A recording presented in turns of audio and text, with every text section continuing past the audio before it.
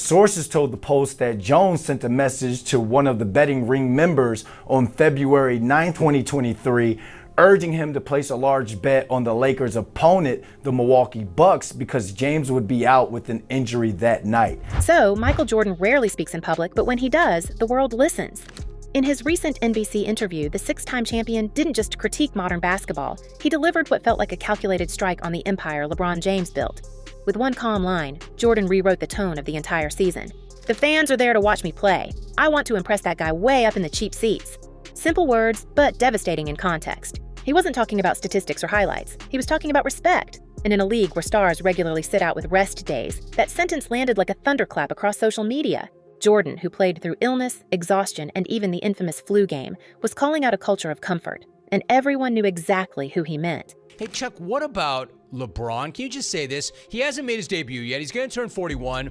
Is this dude finally, the indestructible guy, is he finally just breaking down and is Father Time kicking his ass like Father Time has kicked everybody else's ass? You know, Father Time always gonna win. There's nothing you can do about it. The timing made it impossible to ignore. Jordan's comments came just as LeBron, now 40 years old and entering his 23rd season, was again off the court. The Lakers' official line said, sciatica. Charles Barkley, never one to hold back, translated it for the public. He's just old. Barkley's laughter on ESPN went viral, but the message was extremely serious. LeBron hasn't suited up for the start of the 2025-26 season, and it's the first time in his career that opening night passed without him. For a player who spent years promoting himself as the model of longevity, the optics were terrible. Jordan's old-school pride and LeBron's carefully managed image collided in real time, and the league's fan base split overnight. What came next made everything worse. Just days after Jordan's interview, the FBI unsealed an indictment that rocked professional basketball. 34 people were charged in a massive gambling case spanning 11 states, and buried inside the paperwork was a familiar name, Damon Jones, former NBA player, longtime friend, and occasional trainer of LeBron James. Federal prosecutors accused Jones of selling non-public injury information to sports bettors before a February 9, 2023 game between the Lakers and the Milwaukee Bucks. In the text cited by investigators, Jones allegedly told an associate, "Get a big bet on Milwaukee tonight before the information is out. Player 3 is out tonight." That player was LeBron. 2 days earlier, he had passed Kareem Abdul-Jabbar's scoring record.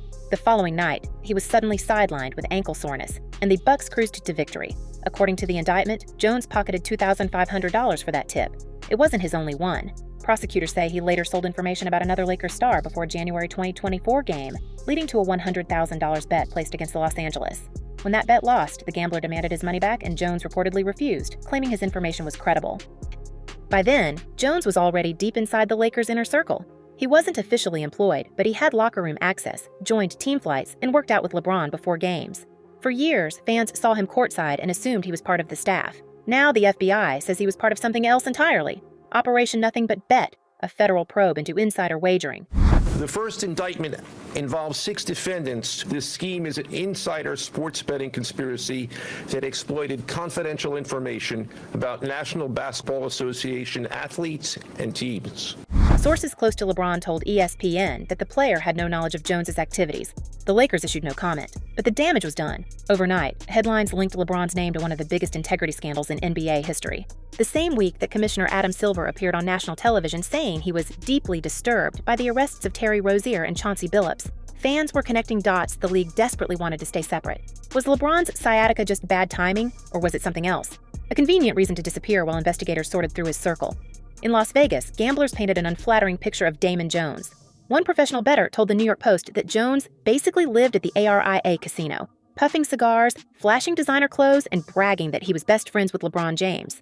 He used that friendship like a business card, the source said, describing Jones as a degenerate who owed debts all over the Strip. It's the sort of story that makes prosecutors' claims sound credible. The FBI alleges Jones used his proximity to LeBron to gain leverage, passing along whispers from team trainers and cashing in on them before the public knew what was happening. Whether or not LeBron knew, the optics are impossible to ignore. When news broke, LeBron stayed silent. No statement, no interview, not even a social media post. That silence has only fueled speculation.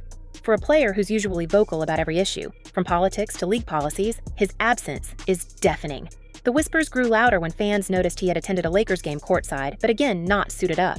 Cameras caught him smiling next to NFL quarterback Justin Herbert and pop singer Madison Beer while his team played without him. To his critics, it looked like indifference. To supporters, it was just loyalty from the sidelines.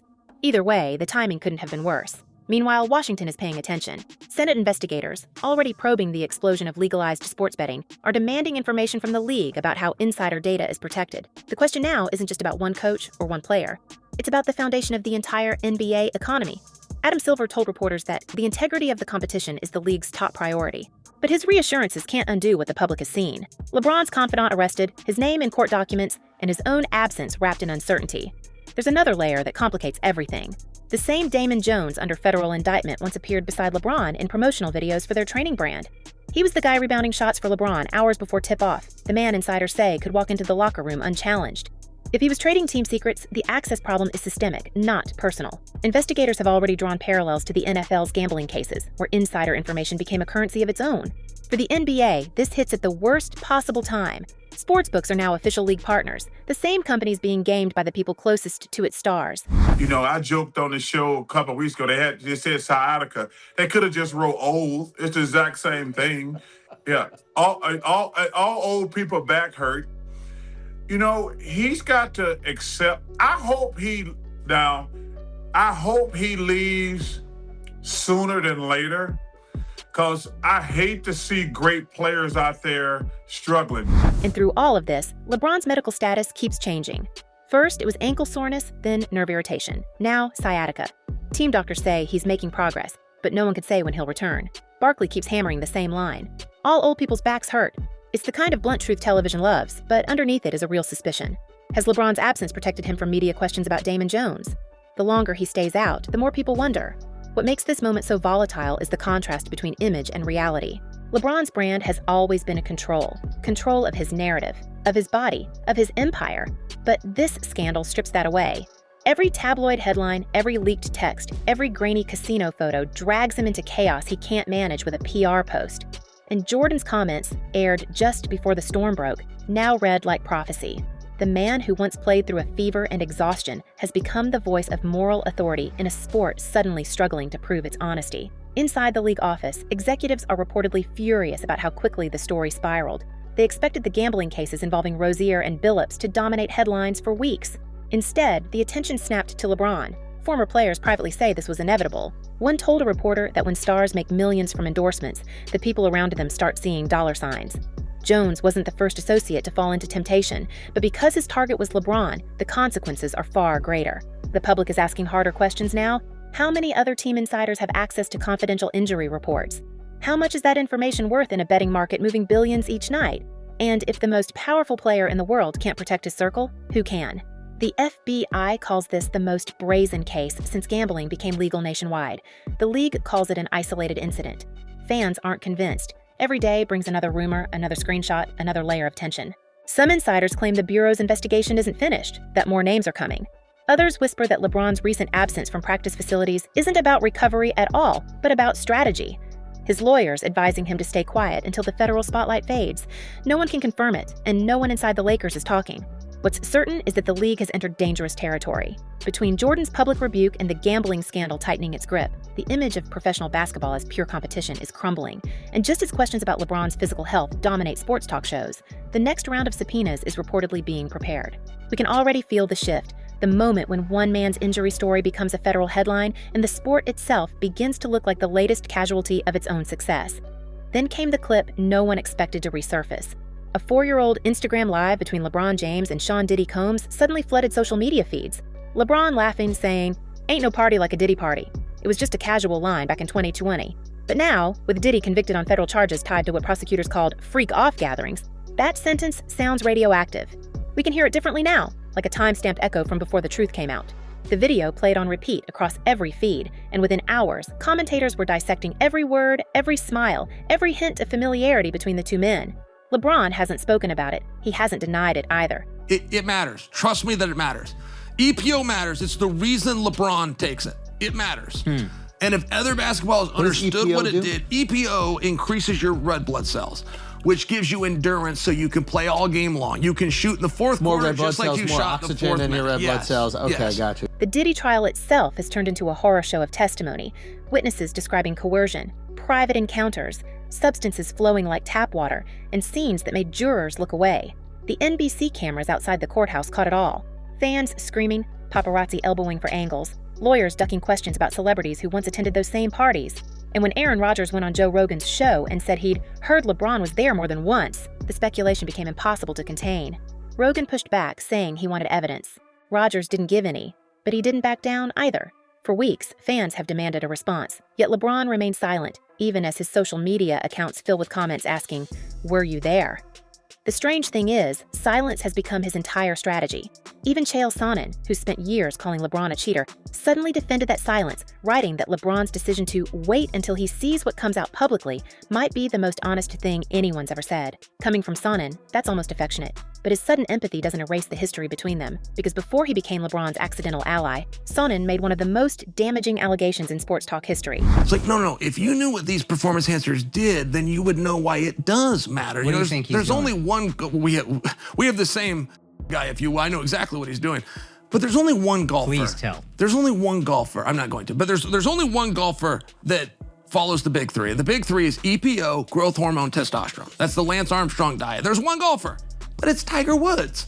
Like, yes, it does matter. EPO, or erythropoietin, isn't a supplement. It's a synthetic hormone known for boosting endurance, illegal under NBA anti-doping policy. Sonnen insists it's the king of performance enhancers. He even joked that it's so effective he would pass up 5 other substances just to have that. For a man who actually failed multiple tests during his fighting career, the specificity raised eyebrows. Fans began pulling old photos, comparing LeBron's physique in Miami to now, counting veins, studying recovery times. It's pure internet detective work, half fascination, half witch hunt. But the accusations stuck around because they came from someone who knows exactly how those substances work. And then Tracy McGrady entered the conversation. During a podcast appearance in April, the Hall of Famer smiled when asked about LeBron's longevity. He said, "It is the greatest thing my eyes have seen in sports for a 40-year-old guy to do what he's doing. I don't know how he's doing it. I hope it's the right way." That pause, the careful phrasing, the 2-second hesitation, it said more than any accusation could. It was polite skepticism dressed as praise. Within hours, that clip was looping on TikTok with captions reading, "T-Mac knows." We can't ignore how the rumors connect. LeBron's longtime trainer David Alexander and business manager Randy Mims were both named during the biogenesis investigation years ago, the same scandal that took down multiple baseball stars. Investigators cleared them, but the shadow never faded. When Sonnen and McGrady made their comments, the internet resurrected old headlines linking Mims to performance clinics. Nothing was proven, but the pattern looked familiar. Too many whispers, too many coincidences. So yes, it gives you an advantage, but can you explain the type of advantage? Well, strength is huge, but the training for that sport is so difficult. I used to wake up every single day depressed. Yeah. That's what it is. I mean, I would literally wake up depressed knowing what I have to do today before I can get back into bed. I mean, it was most defeated feeling. I would go to bed some nights where I could barely get into bed. I'd wake up the next morning, and that was a distant memory. Yeah, the recovery was incredible. It all circles back to Jordan's challenge. Jordan's flu game wasn't about statistics. It was about the will to play through exhaustion. When we place that image beside LeBron's pattern, load management, mysterious injuries, vanishing from the lineup, it feels like 2 opposing philosophies about greatness. Jordan pushed his limits. LeBron manages them. That's why the current scandal cuts so deep. If the greatest player of his generation is facing whispers about both gambling and enhancement, what happens to the credibility of the league itself? Adam Silver already admitted he had a pit in his stomach over the gambling cases. Behind closed doors, sources say league executives are terrified. Every major sportsbook has partnerships with teams. Every team now feeds data into betting algorithms. If insider information about injuries can leak from within LeBron's circle, the system is compromised. That's not just a problem for the Lakers. It's a problem for the entire NBA economy. We've seen what happened in baseball with steroids and in the NFL with insider scandals. The public forgets wins and losses. They remember corruption. The victims, the fish, didn't know is that everybody else at the poker game, from the dealer to the players, including the face cards, were in on the scam. And the optics keep getting worse. Right after Jones's arrest, an image of LeBron courtside went viral again. He's smiling, relaxed, wearing a floral cardigan, cheering for teammates while rehabbing his sciatica. Some viewers called it tone deaf. Others said it looked like calculated nonchalance, as if he was daring the league to prove something. The comment sections filled with fans comparing his confidence now to Tiger Woods' demeanor before his scandals broke wide open. We can feel it, the sense that another shoe hasn't dropped yet. Meanwhile, Diddy's fall keeps pulling everyone in. The court transcripts read like the script of a dark movie. Witnesses recount coded invites to exclusive parties. People flown in on private jets. Performers asked to keep quiet. Prosecutors described a hidden network of enablers, and attorneys hinted that new names could surface if Diddy appeals his sentence. One lawyer told reporters, "You'll be surprised who shows up in those sealed documents." That line alone reignited the online guessing game, and LeBron's name, fairly or not, is now part of that digital roulette. The pattern is too strange to dismiss. LeBron attends Diddy's events in the early 2010s. A clip surfaces in 2020. By 2024, Diddy faces federal charges. In 2025, his trial overlaps with LeBron's absence from the Lakers and a federal gambling investigation tied to his closest friend. Add the old performance whispers, and the narrative starts to write itself. Even if none of it leads to formal accusations, perception matters. And right now, perception is toxic. What's left of LeBron's image depends on timing. If he returns this season and plays like nothing happened, fans might forgive and move on. If he stays silent while the investigations expand, silence becomes its own confession. The league can't protect him forever. Senate committees are already requesting communications between teams and betting partners. The press wants the same transparency. Every headline that mentions LeBron beside FBI erodes another layer of the NBA's spotless marketing campaign. And in the middle of it all, Jordan's words from that NBC interview still echo. Physically, if I can do it and I just don't feel like doing it, that's a whole different lens. That's not just a quote about work ethic anymore. It sounds like a judgment on a generation. When we hear it now, laid over footage of LeBron stretching on the sidelines in designer clothes, it feels like the league's conscience speaking. Imagine the final montage. Jordan's voice, Sonen's confession, Barkley's mockery, the text messages from Damon Jones, Diddy's sentencing headlines. Then, LeBron's own face on camera saying, "I don't lose sleep." The irony writes itself. The man once called King James now stands as the central figure in a storm of gambling, enhancement rumors, and party scandals that stretch from Hollywood mansions to federal courtrooms. Red, my cold red, and caught me slipping. I need to know turkey or no turkey, and I ain't talking about no cheese sandwich. It's some real shit, bro. The bigger question is whether this is still about LeBron, or whether it's about what the NBA has become. A global entertainment machine built on celebrity, social media, and betting slips. A place where loyalty, authenticity, and competition now compete with branding, business deals, and digital optics. We can see it clearly now. Jordan wasn't just defending his era, he was warning us about this one. And maybe that's why this story feels unfinished. We're not watching a career fade, we're watching a reckoning spread. The next headline could be another leak, another arrest, another photograph that changes everything. But until LeBron speaks, every silence will sound like guilt. Every injury will feel like strategy, and every word from Jordan will echo louder. So, we have to ask, what happens when the face of modern basketball becomes the symbol of its corruption? Can the king ever clear his own name, or has the game itself already outgrown the truth? Either way, this story isn't over. We'll be here watching every twist, every revelation, every move that turns speculation into legacy. Because in the world of fame, silence isn't protection, it's gasoline. See you in the next one.